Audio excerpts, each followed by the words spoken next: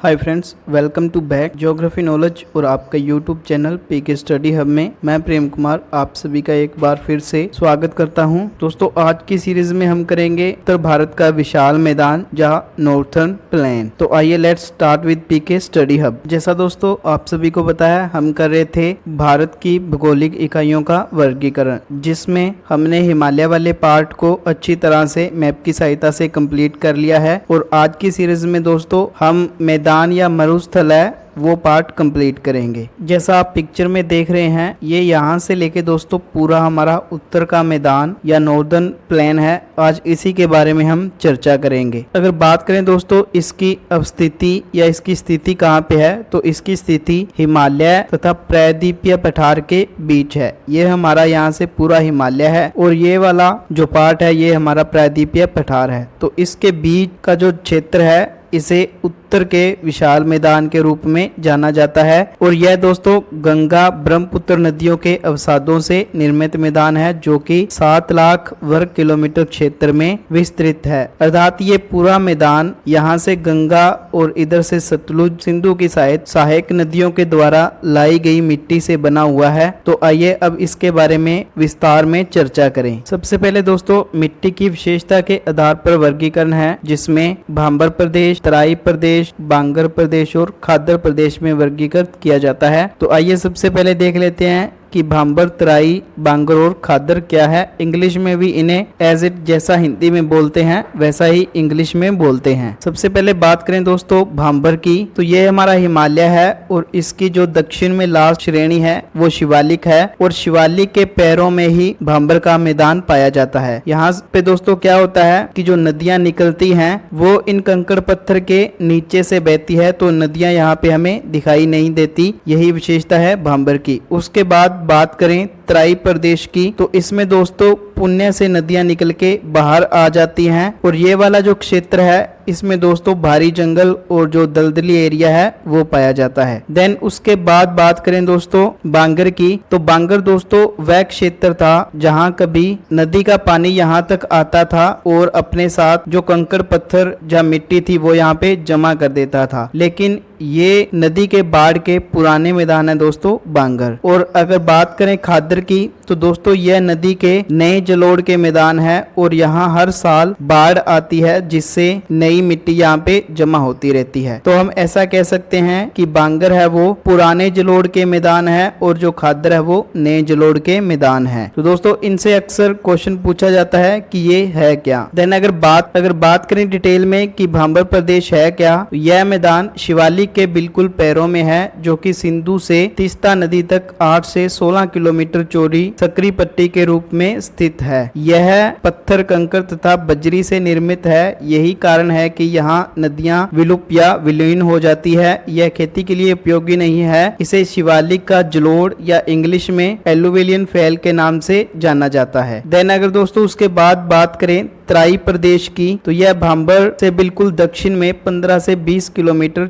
चौड़ी दलदली के पट्टी के रूप में विस्तृत है। भांबर प्रदेश में विलुप्त नदियां यहाँ पुण्य प्रकट हो जाती है। यहाँ भारी मात्रा में जंगल पाए जाते हैं और जैव विविधता का भंडार है। अर्थात यहाँ पे नदियां विलुप्त हो जाती है, लेकिन इस प्रदेश में नदियां फिर से ऊपर बहने लगती है और यहाँ पे हरे भरे जंगल पाए जाते हैं। इन्हीं कारण यहाँ पे अधिक जीव जंतुओं की संख्या में देखने को मिलती है। दोस्तों पंजाब और उत्तराखंड में इन जंगलों को साफ करके जो भूमि है उस पे कृषि की जाने लगी है। देन अगर उसके बाद बात करें दोस्तों बांगर प्रदेश की, तो यह पुरानी जलोढ़ के मैदान है। यह मैदानों के ऊंचे भाग हैं। यहाँ नदियों की बाढ़ का जल नहीं पहुंच पाता। अर्थात ये जो मैदान है वो काफी अब ऊंचे हो गए हैं और यहाँ अब नदियों की जो बाढ़ है उसका जल नहीं पहुंच पाता। सतलुज तथा गंगा के उत्तरी मैदान में बांगर की अधिकता है। पंजाब में इन्हें धाया के नाम से जाना जाता है। ये क्वेश्चन दोस्तों अक्सर पूछा जाने वाला क्वेश्चन है। उसके बाद बात करें दोस्तों खादर प्रदेश की, तो यह नए जलोढ़ के मैदान है, जो कि हर साल नदियों द्वारा लाई गई मिट्टी से बनते हैं और यह काफी उपजाऊ होते हैं। यहाँ की मिट्टी हल्के रंग की होती है तथा बालू एवं कक्कर से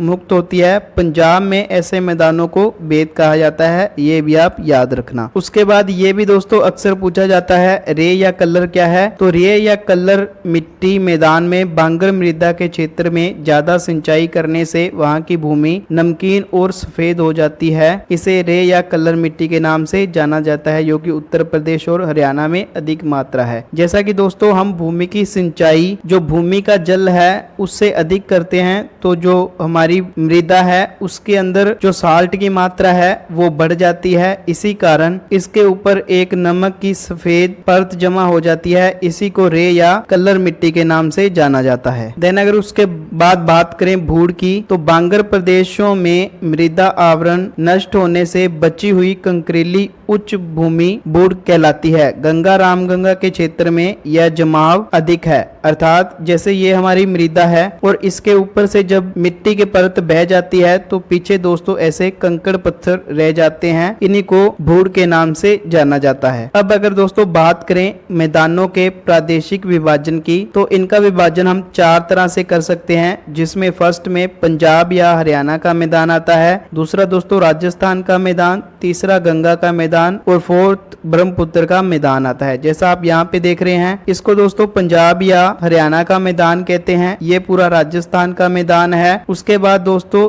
ये पूरा गंगा का मैदान है और उसके बाद ये पूरा दोस्तों ब्रह्मपुत्र का मैदान है। तो आइए इन सभी पे एक एक करके चर्चा करें। फर्स्ट अगर बात करें पंजाब या हरियाणा के मैदान की, तो इसे सतलुज यमुना विभाजक भी कहते हैं। यह पंजाब, हरियाणा और दिल्ली राज्य में स्थित है, जो कि 1,75,000 वर्ग किलोमीटर क्षेत्र में फैला हुआ है। इसकी जो पूर्वी सीमा है वो दोस्तों यमुना नदी बनाती है और औसत ऊंचाई की बात करें तो 250 मीटर ये ऊंचाई पर स्थित है। नेक्स्ट अगर बात करें दोस्तों राजस्थान का मैदान, तो यह अरावली के पश्चिम भाग से लेकर भारत पाक की सीमा तक है। अगर आप दोस्तों राजस्थान का मैप देखेंगे तो उसमें गुजरात से लेकर दिल्ली तक अरावली श्रेणी है और इसी के दोस्तों यहाँ पश्चिम भाग में ये राजस्थान का मैदान पाया जाता है। इसके दोस्तों 2 पार्ट हैं, जैसे मरुस्थली और अर्ध मरुस्थली स्टेपी क्षेत्र। जो मरुस्थली क्षेत्र है दोस्तों उसे राजस्थानी बांगर के नाम से जाना जाता है और यह मरुस्थली मारवाड़ मैदान का अंग है। इसमें दोस्तों भालू की प्रधानता है, यानी कि इसमें रेत बहुत ज्यादा पाई जाती है। और इसी क्षेत्र में दोस्तों हमें पलाया झील देखने को मिलती है, जिसे सार कहते हैं। पलाया झील का अर्थ है दोस्तों जैसे ये हमारा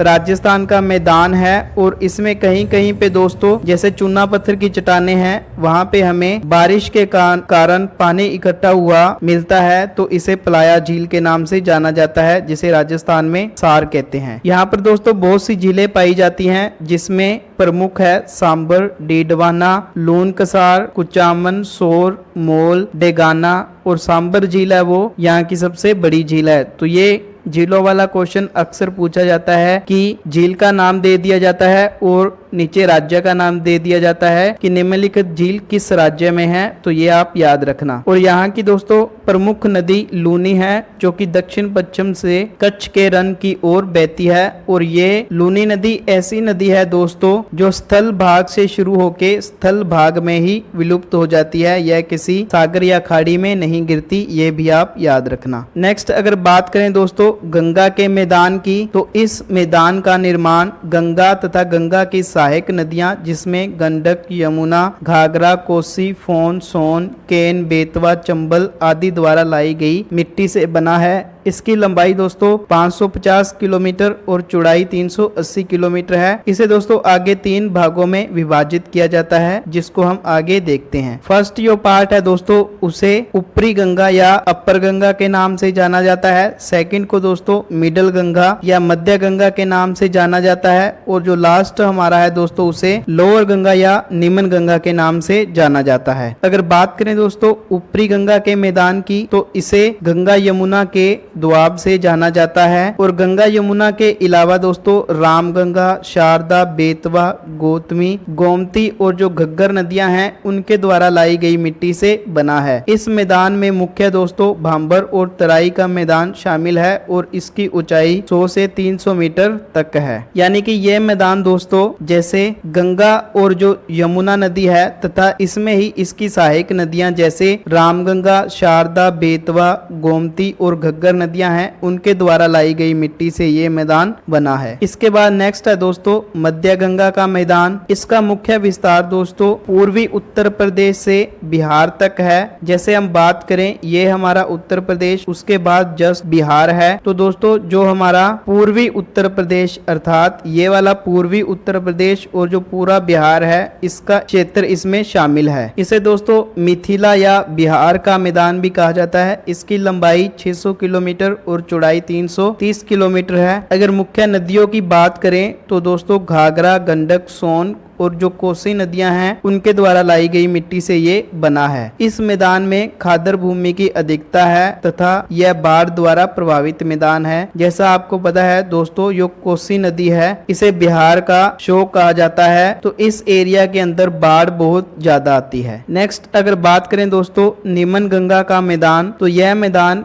पश्चिम बंगाल के पहाड़ी जिले या दार्जिलिंग भाग को छोड़कर पूरे पश्चिम बंगाल में फैला हुआ है, जिसकी चौड़ाई 200 किलोमीटर और लंबाई 580 किलोमीटर है। अर्थात जो हमारा पूरा पश्चिम बंगाल है उसके अंदर ये फैला हुआ है दोस्तों। यहाँ जो दार्जिलिंग पहाड़ियां हैं इस एरिया को छोड़ के पूरा ये पश्चिम बंगाल में फैला हुआ मैदान है। अगर मुख्य नदियों की बात करें तो दोस्तों तीस्ता, ढाका और तोरसा या कहीं पे आपको होरसा लिखी हुई मिलेगी। इन नदियों के द्वारा लाई गई मिट्टी से ये बना हुआ है। इस मैदान का 2/3 हिस्सा सुंदरबन डेल्टा है और यहाँ पर दोस्तों अधिकतर डेल्टाई वन पाए जाते हैं। जैसा आपको पता है गंगा और ब्रह्मपुत्र नदी दोनों मिलके दोस्तों सुंदरबन डेल्टा बनाती है, जो कि पूरे वर्ल्ड का सबसे बड़ा डेल्टा है। और यहाँ पर दोस्तों सुंदर के वृक्ष पाए जाते हैं, इसी कारण इसे सुंदरबन डेल्टा के नाम से जाना जाता है। लास्ट अगर बात करें दोस्तों ब्रह्मपुत्र का मैदान, तो यह मैदान को असम का मैदान भी कहा जाता है। यह मेघालय पठार तथा हिमालय पर्वत के बीच एक लंबा पतला मैदान है। यहाँ पे दोस्तों हमारा हिमालय है, इसी को हिमालय का पठार कहा जाता है। और ये पूरा दोस्तों ऊपर हिमालय की रेंज है। तो हिमालय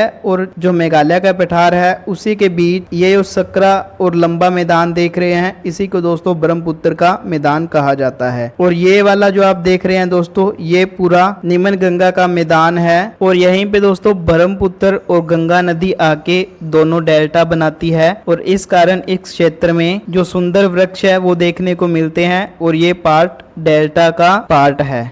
इसी के साथ एक क्वेश्चन दोस्तों यहीं से भी पूछा जाता है, अक्सर दोआब पूछा जाता है। तो सबसे पहले देख लेते हैं कि दोआब क्या होता है। तो दोआब एक ऐसा रीजन है दोस्तों जो दो नदियों के बीच का स्थान होता है। जैसे एक नदी यहाँ पे है, एक नदी यहाँ पे है, तो इन दोनों नदियों के बीच का जो क्षेत्र है इसे हम दोआब के नाम से जानते हैं। इस प्रकार अगर बात करें दोस्तों पंजाब में दोआब की, तो फर्स्ट है दोस्तों बेस्त दोआब जो कि ब्यास और सतलुज नदी के बीच में है। आप याद रख सकते हैं दोस्तों BI से ब्यास और ST से सतलुज, और इसको दोस्तों जलंधर दोआब के नाम से जाना जाता है। नेक्स्ट दोस्तों बात करें बारी दोआब की, तो ये एरिया दोस्तों ब्यास और रावी के बीच का है, जिसे दोस्तों माझा रीजन के नाम से जाना जाता है। और इसे आप B से ब्यास और RI से रावी याद रख सकते हैं दोस्तों। नेक्स्ट बात करें दोस्तों रचना दोआब की, तो यह रावी और चनाब